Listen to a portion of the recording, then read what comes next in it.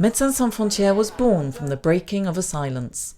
In 1971, when the Biafrans spoke out about what they had witnessed in Nigeria, témoignage formed one of the core principles of Médecins Sans Frontières' medical action, alongside humanity, independence and impartiality. The Speaking Out case studies are a series of reviews, basically using a very rigorous methodology to capture a moment in MSF's history. Going through MSF history, case by case, going in detail to show what was the debate going on within the movement, within the section, between the field and the headquarters at the very moment that choice had to be made.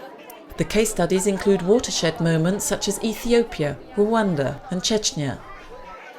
L'organisation humanitaire Médecins Sans Frontières est priée de quitter l'Éthiopie. Une polémique s'était rapidement engagée entre l'organisation et le gouvernement. And so it was decided to go on a sort of chronological presentation, going from each day after each day and crossing information, crossing documentation, to make sure that we were as close as possible to what was really happening and not to what was said later on.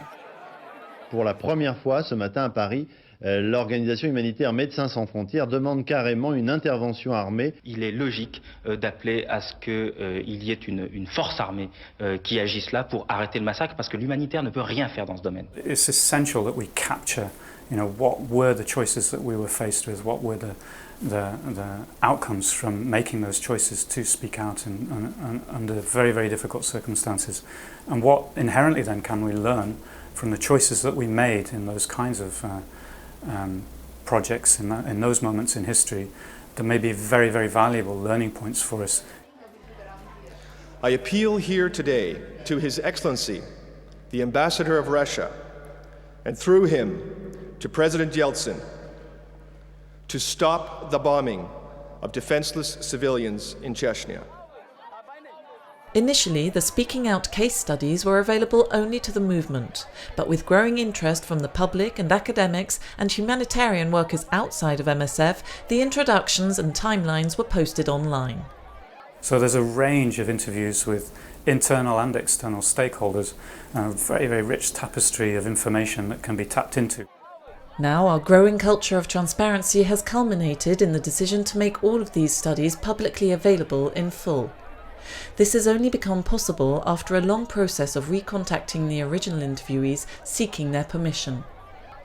All of this information is going to be consolidated in a very user-friendly way on speakingout.msf.org, and it's going to be a site where you can very easily access information, download information, find links to a rich range of different materials that were used to reinforce the case studies as they were documented. The Speaking Out case studies website will be online from October 2013, with the latest case study which reflects on Médecins Sans Frontières' experience in Somalia from 1991 to 1993. The previously published case studies will be added regularly until 10 are available on the site, which will be linked to all the public websites of MSF around the globe.